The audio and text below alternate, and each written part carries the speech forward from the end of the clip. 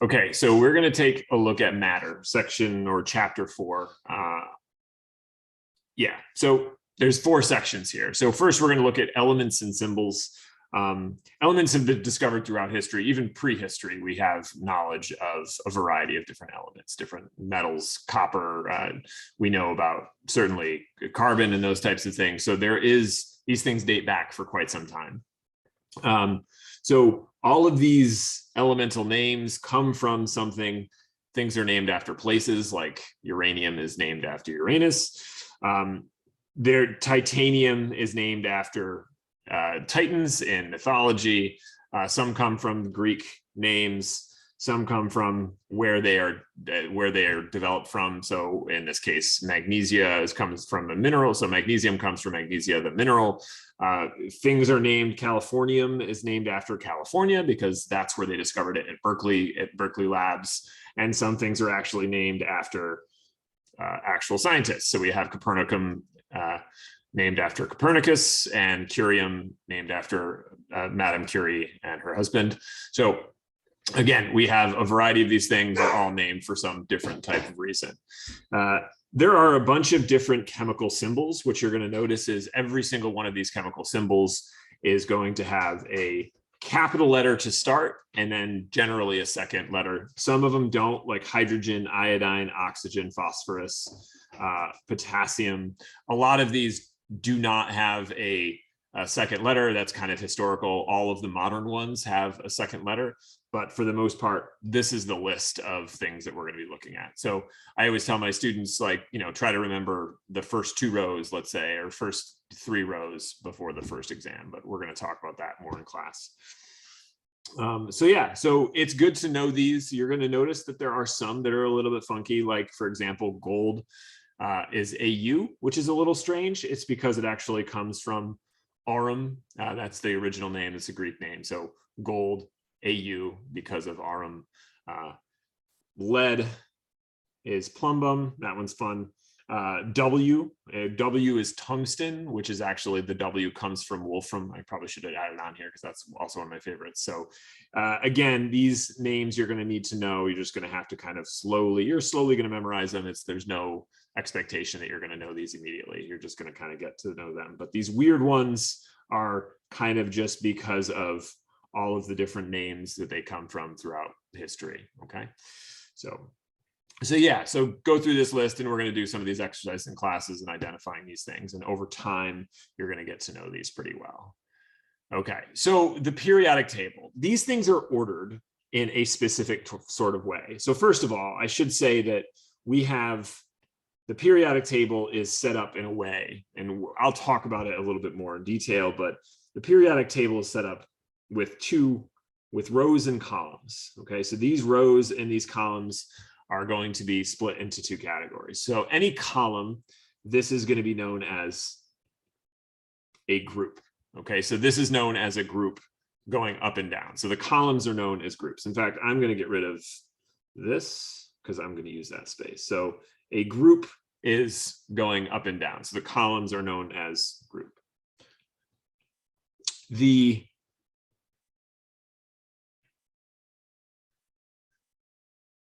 lengths here, so the rows that we're looking at, these rows are known as periods. And these rows are known as periods. So up and down are groups. The thing about groups, the thing that we need to know is they all behave similarly. So what that means is, for this group that I circled, we expect boron, aluminum, gallium, indium, and thallium to all interact very similarly, or to have similar properties. And we're going to discuss how that kind of worked out in the grand scheme of things. But again, we have groups. So every single one of these counts as a different group. Okay.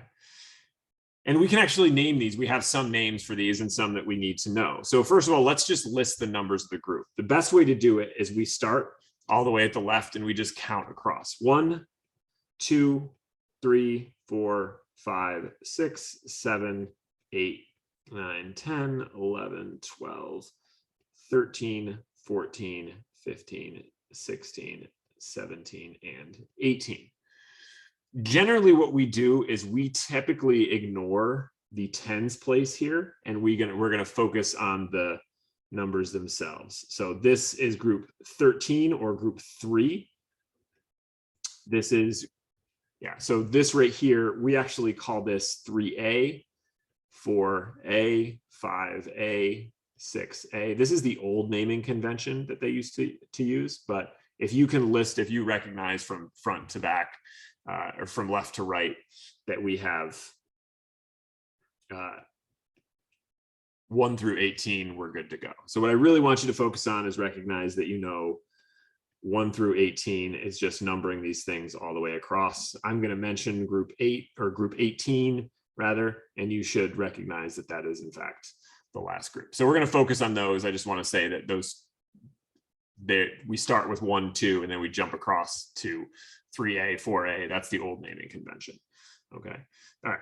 So each of these groups kind of has their own special name, at least the first handful do. So if we look at group, I'm going to call this group 1. You're going to hear me say this a lot too. I'm going to call this group 1. Group 1 is known as the alkali metals. Okay, so the alkali metals, that group 1 is the yellow highlighted one is the alkali metals. The next line, the next one to it here, the second column, group 2, is known as the alkali earth metals.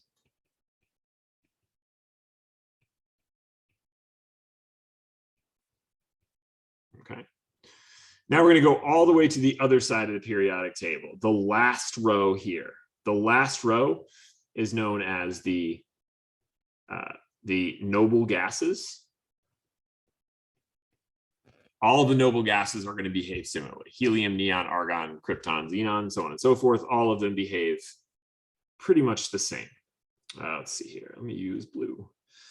This next row right here, so I will talk about the noble gases. And so when I mention the noble gases, I'm talking about that last group. The group 17 here, this is known as the halogens. That's a really important one to know because you hear mentions of halogens quite a bit. So the halogens are fluorine, chlorine, bromine, or group 17, right? So group 17. And the noble gases are group 18. The alkali earth metals are group 2, and the alkali metals are group 1. Okay, so just so you get an idea of when I'm talking about the halogens, I'm talking about group 17. The rest of these do actually have some names. This one right here, group 16, is called the chalcogens. Interestingly enough, and I actually will highlight this one. You don't need to know this, but I always love showing this one. If you look at this group right here, it's not the right highlighter. If you take a look at this group right here, okay, particularly those 3, okay, this one is known as the coinage metals.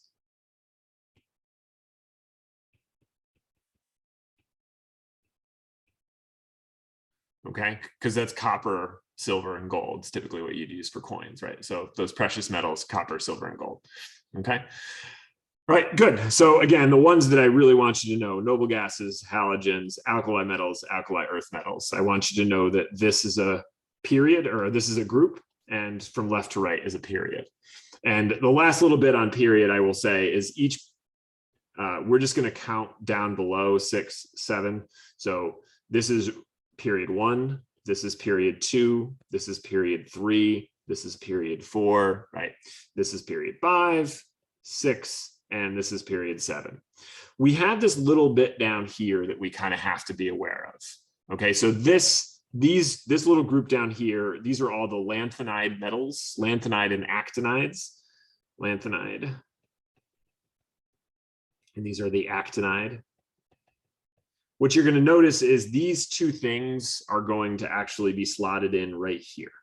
Okay, so the lanthanides and the actinides, it goes lutetium and then to lanthanum, and then it goes through that entire list, and then this one connects back up here. So we're never going to go down there really, but I just want to let you know that that's kind of where we're looking for the metals. This little thing belongs right in there. So if we took either side of that red and just shoved it in there, it would extend the periodic table. We write it like this because it can fit on one piece of paper, but normally it would be really, really long. Okay, so again, important points here, and I'm just going to highlight them. Groups they all behave similarly, and they're the columns. The period going from left to right, it's the entire row. The noble gases, the halogens, the alkali metals, the alkali earth metals, that's the important stuff to know. And how to count 1 all the way to 18, recognize that those are the group numbers associated. Okay. Now, we have the periodic table set up as it is because it actually breaks properties down and it gives us some interesting stuff. So the left-hand side of the periodic table, all of the blue ones are known as metals. Metals are very shiny. They are malleable. They can conduct electricity. They behave like you would expect a metal to behave. Okay, so metals are, again, malleable. You can bend them. That's the malleableness of, you can, hammer them out and make them thin sheets and stuff. They can bend. They are conductive. And they are typically silvery, shiny, right? So they have some kind of sheen. Shiny. So you can see these things, they look like metals, like you would expect metals to look. Okay, so all of the blue ones count. And remember, these lanthanides and actinides, they fit right in here, okay? The next thing that you're going to notice, and you're going to see this on a handful of periodic tables, there's actually a little staircase that kind of goes between these elements here. That little staircase is an indicator in when we transition from metals to nonmetals. Okay, so we transition from metals to nonmetals when we cross over this staircase. So down here, everything is very metallic. And as we move to the upper right, all of this stuff is what we call non-metallic. So if things are malleable as metals, as nonmetals, they're going to be very brittle. If they're conductive, they're going to be insulators, right? They're not going to conduct. And if they're shiny, these things are going to be very dull as elements go. Okay, so carbon, and we'll see some pictures of that in a second. Okay, so the blue ones are all metals. The yellow ones, the left-hand side of the periodic table is metals, except for hydrogen. I want to point out that hydrogen is a non-metal, although it's over there with group 1. Okay, it is going to be considered a non-metal. The non-metals are over to the right in the top there. So helium, neon, a lot of gases, fluorine, oxygen, all of those things in the upper right are all considered non-metals. And the metalloids are somewhere in between. They're not malleable, but they're not brittle. They're slightly conductive. They're semiconductors, right? They're not shiny. They're not dull. They're kind of there's a little bit of a sheen, but not too much. So the metalloids are all of these right here. It's usually things that are attached or near this staircase. In fact, everything above and below the staircase, minus aluminum, which you should know is very metallic. These things are the non-metals. Okay, so the metalloids. They're semi-metals. The other word you're going to hear for this is metalloids or semi-metals. Okay, so again, similar characteristics, but they are not, in fact, metal or non-metal. Good. All right. So that's the periodic table. We're going to get more into this. We're going to talk about the group numbers in greater detail. We're going to have a better version of this. You're going to have like a full version of the periodic table. In fact, the last page of this is a proper periodic table. So let's move into talking about atomic theory. So back in 1808, Dalton, this is 200 plus years ago, Dalton came up with this concept for what matter was, and it was groundbreaking at the time. He stated a couple of things. Matter is composed of exceedingly small particles called atoms. So matter is composed of small particles called atoms. And the atom, and this is the important part of it, the atom is the smallest unit of an element that can participate. So elements are going to exist, and they're going to essentially, remember, up to this point, it was earth, water, air, fire, and people didn't really understand it. Now Dalton is saying, actually, there are a bunch of different elements. They're the simplest version of what we have. So these are called Dalton's postulates, okay? The second postulate stated that an element consists of only one type of atom, which has a mass of the characteristic elements. Basically what he's saying is some piece of copper contains element consists of only one type of atom, which has a very characteristic, which has a mass that is characteristic of that element. So what he's saying is, all right, I have a group of carbon atoms, they're all going to weigh the same thing. What he's saying is basically atoms are going to all have the same mass, right? I can't have a hydrogen atom with 3 times the mass of some other hydrogen atom, or no, I can't have a carbon atom with 3 times the mass of another carbon atom. They're all going to have pretty much the same characteristics. So first identifies atoms, right? Then he identifies the fact that atoms are all going to behave similarly. And that's kind of the important part there. Everything is they're always going to behave similarly. Atoms of one element, and this is again, continuation of this, atoms of one element differ in properties from atoms of all other elements. So atoms of one element differ from atoms of all other elements. So copper behaves like copper, carbon behaves like carbon, hydrogen behaves like hydrogen. You're not going to get a situation where hydrogen can be interchanged with carbon because they are going to behave differently. Okay. A compound, so talking about compounds, we talked about compounds consists of 2 or more atom or element combined in a small whole number ratio. So compounds can exist in a small whole number ratio, and it's always present in that ratio. Water is always going to be in the ratio of 2 hydrogens to 1 oxygen. If it's not that ratio, it's no longer water. Okay, so he's making an inference about compounds consisting of a specific set of element ratios. And then finally, the last one, atoms can be neither created nor destroyed, but they can be rearranged. Atoms can be rearranged. Atoms can be neither created nor destroyed. Instead, they rearrange to yield new substances, right? So if I start with oxygen plus hydrogen and I burn those together, I'm going to end up with water. Now, the thing is, and we're going to learn how to do this, I have to make sure the thing is balanced because I have to have the same amount of hydrogen on the left as I do on the right because I can't destroy the stuff that we have. So elements those 5 postulates were groundbreaking 212 years ago. So what he's stating is atoms exist as the simplest building block of matter. Each atom is going to behave the same way as all the other atoms of that same type. So they're going to behave the same as their neighbor, as their other atoms of that type. Every single element is going to be unique, but they're all going to behave the same. Compounds exist in this small whole number ratio, and they're not going to be created or destroyed. I can't turn a carbon atom into a magnesium atom. I can alter what it is within a compound. Okay, so those are Dalton's 5 postulates, pretty straightforward stuff. What we actually have discovered over time, so again, that was in 1808. And so 100 years later, J.J. Thomson starts to discover that the atom is a little more complicated.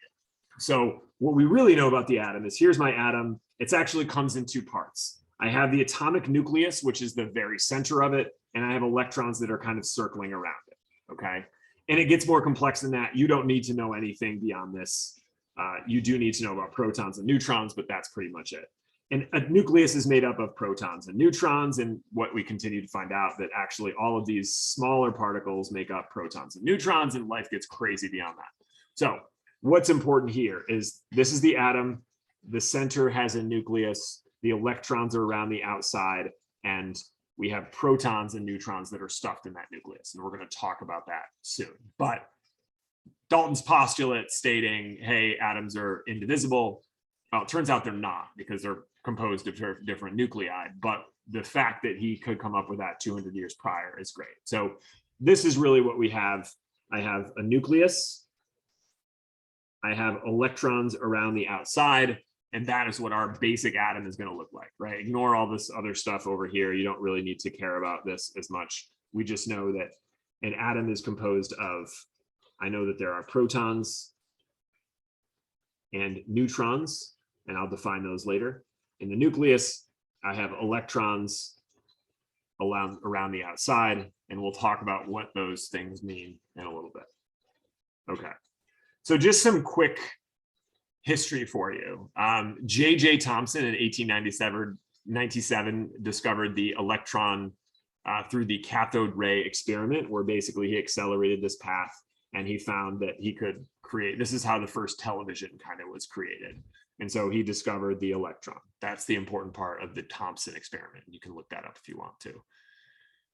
At this point, the discovery of the modern atomic atom is like, okay, what does it look like? Do I have electrons that are, is it the plum pudding model, which is kind of irrelevant because we don't really eat a whole lot of plum pudding these days. Is it a plum pudding model where you have this positively charged matter with electrons interspersed?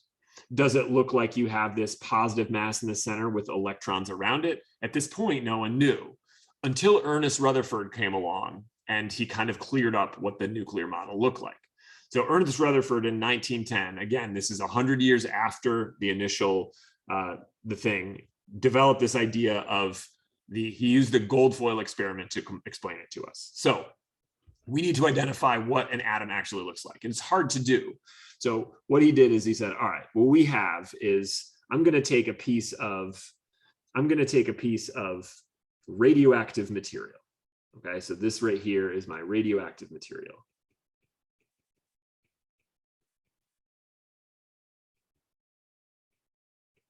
I'm going to surround it by some lead. Okay, so PB is lead.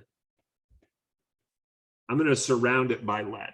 What this does is when this irradiates, when this sloughs off some energy, okay, so if this is the particle that comes off because of radioactive material is going to decay, the lead is just simply going to absorb that radiation. But anything coming out in this direction is not going to get absorbed and it's going to irradiate. Okay, so what he's doing is called collimating. He's creating a column of radiation. So this particle is going to shoot out a column of radiation. And what we're going to put in the way is we're going to say, all right, let's put another piece of lead in the way. So here's my lead. And any radiation that comes through is going to turn into a beam coming through there. Okay, so really simple concept. I have a piece of radioactive material, it's going to emit material, and I just want to set any particle that goes through that hole is going to create a column of radiation. So I have this column of radiation. And the radiation in question is known as an alpha particle. Alpha particle. It is usually described as, you can see, as like an alpha, a Greek alpha, letter alpha. What you need to know is this is a nucleus that has a positive 2 charge. So really what it is this thing is a positively charged atom, or a positively charged nucleus just being fired out of this lead. Okay, so positively charged alpha particle just heading at a pretty breakneck speed toward a piece of gold foil. So he put a piece of gold foil in the way. Okay, what he wants to know is when this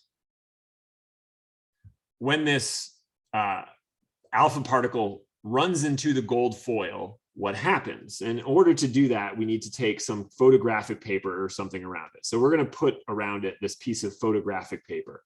And you can picture what this is basically anytime it gets a hit. So if the photographic paper gets a hit here, it's going to make it glow. So you're going to be able to see where this stuff happens. Okay, so follow me so far. So we've created this little beam of positive particles. These positive particles are going to interact with this gold layer here. So the ultimate question is, again, this is gold, OLD, this is gold. What's going to happen? So we're going to have some idea of what happens based on his experiment. So if it's the plum pudding model and there's a bunch of really dense stuff, we expect the gold particles to just stop in their tracks and either attack these particles to stop in their tracks and just end here. We don't expect to see anything here. What we don't expect to see is we don't expect to see anything on the other side. But what he actually saw is most of the particles actually went right through and ended up on the other side. So most of the particles hit directly on the other side of where the beam was shot. So what does that thing tell you? The fact that nothing is, most of the particles ended up on the other side of this. What this indicates is that matter is mostly empty space.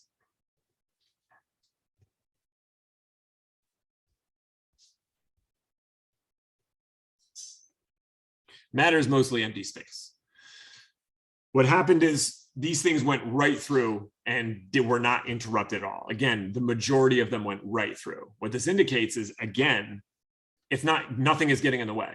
The particle just passes right through. This particle just goes right through, does not interact with anything, and just ends up on the other side. Nothing's getting in the way, therefore the particle is mostly empty space. And that's what we see down here. This is what it actually looks like. The particles don't interact with anything and they just head through. A good portion of them were actually deflected. So we see some of them that were actually deflected to a small angle, and you get a couple that hit right there. And what you ended up with there is these nuclei right here, they kind of, because the nuclei are positive, they're going to deflect these little particles in a downward fashion. So it kind of gets angled downward, and that's what we see. So the fact that we have a little bit of deflection indicates that, okay, we have a positive mass in the center of that empty space. We have a couple spaces of positive mass. We know it's positive because it's deflecting those things downward. And the shocking thing, and he said that this was like firing a 14-inch shell at a piece of tissue paper and having it fired directly back at you. Some of them, very few, one in like 21,000, actually came out and ended up hitting in front of where the gold foil was. So what happened here is when it deflected downward, we have that mass. When this particle comes in contact with this, it actually gets deflected completely back in the other direction because they hit almost directly onward. And so this one right here indicates that we have a very concentrated positive central mass. So it's not only is it just the center is positive, it's also very concentrated to the point where it can actually deflect something completely back in the other direction. So those are the things, basically what Ernest Rutherford's experiment told us is that matter is mostly empty space. It has a very small positive central mass, which is the nucleus, okay?